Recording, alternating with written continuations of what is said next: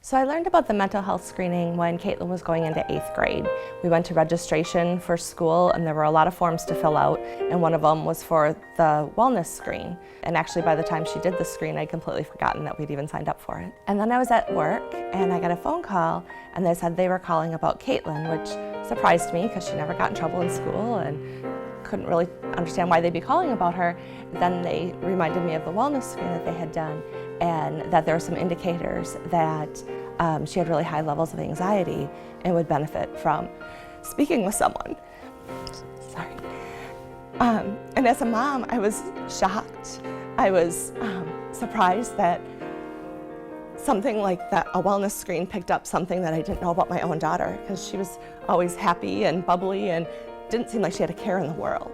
And it made me feel like I didn't really know my daughter, but I was super thankful that it picked it up, because if she needed something, I absolutely wanted to be able to provide it for her. One of the biggest things that caused my anxiety was definitely my grades in school. I put a lot of pressure on myself, and it was middle school, so I didn't really need to, but I felt the need to be perfect at everything.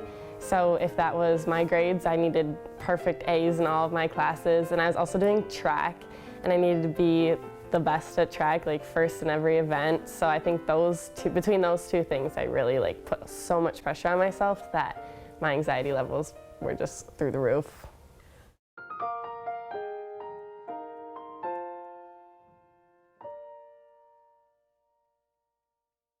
Our program's main goal is really identifying those early mental health concerns in youth age K through 12. And that's really been our mission from day one. Not only identify those concerns that might be happening for youth, but then making sure that we follow with that family so that they have the support that they need so they can get to the resource that would be most helpful for them.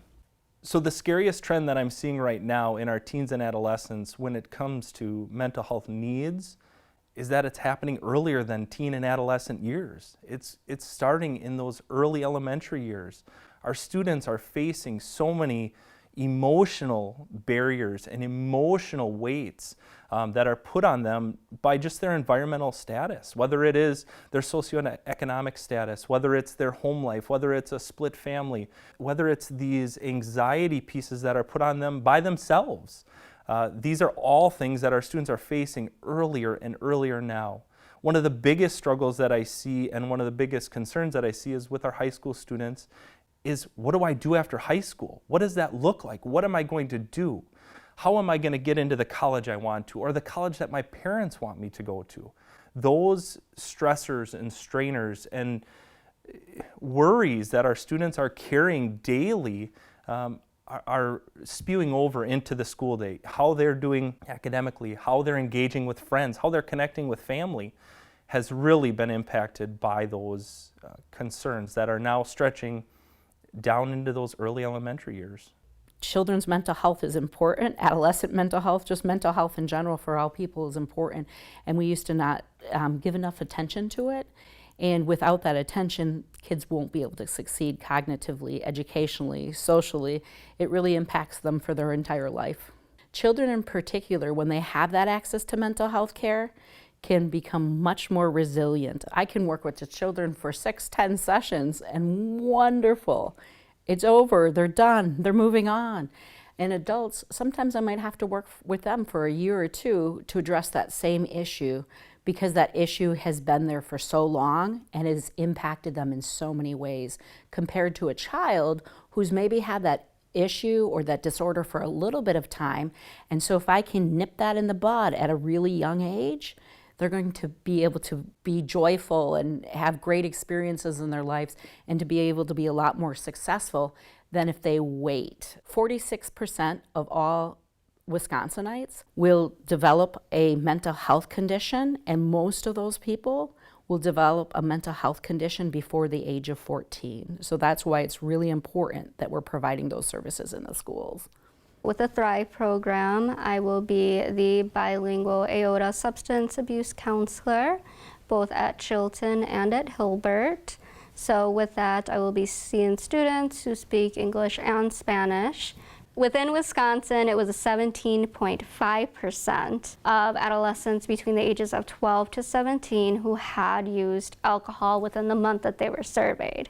For illicit drug use, it was 9.3% of that same ages. So it's important that children and adolescents are starting to get counseling services pretty early on, because in other studies it has been found that the more that we're able to provide these services, not only to the children but their families as well, they have a more open and honest communication when it comes to substance use, and they're able to set those boundaries with their peers. So it's important that our children are able to get that education from a pretty young age. Thrive Calumet and our social emotional learning curriculum is really giving them the tools that they need to face the challenges of peer relationships, alcohol and other drug abuse, and family dynamics that they might otherwise not know how to handle in a healthy way.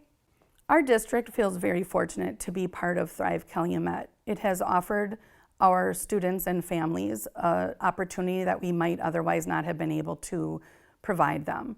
Having mental health providers in our area where our families are not having to be concerned with traveling, our students not missing academic time, which will help them be more successful in school overall, and having a connection between our mental health providers and our school environment is invaluable. One of our biggest challenges is not always knowing when a student is in a mental health crisis or dealing with mental health issues.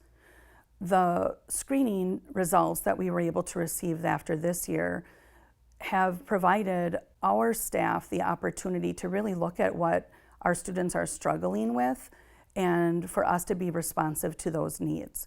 Our screening program is administered in two different models. We have our parent report model, which is specifically designed for our K-5 population.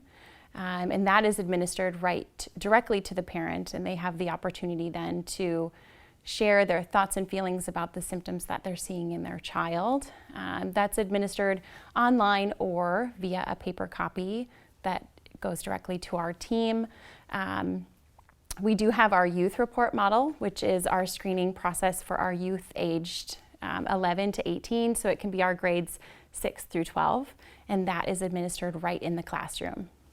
Over the last year, I'd say we've really seen a rise in the amount of anxiety students are presenting with, partially because of COVID and all of the rapid changes that have happened in our communities over being in school, not being in school, wearing a mask, not wearing a mask, being in smaller groups, being in larger groups, and so there's just a little bit more anxiety. Some kids really took off and thrived being home. Their social anxiety was no longer a factor, but now that they're coming back to school, we're seeing those symptoms really increase and the social anxiety is growing. Some kids really struggled with not being in school and not being socially engaged, and so we saw some symptoms of depression creep in that weren't necessarily there before, or some social isolation and withdrawal. This could not be starting at a better time, where we're bringing therapists right into the school to work with students where they're at. Our team typically sees a positive screen rate, or a number or percentage of students that are flagged in our program as a positive screen, to be on average 30 or a little bit below, and the national average is 20%. And so in our region, we know that our screening program is picking up a little bit more always than the national average, but this past year we have seen an average of 34%, so we know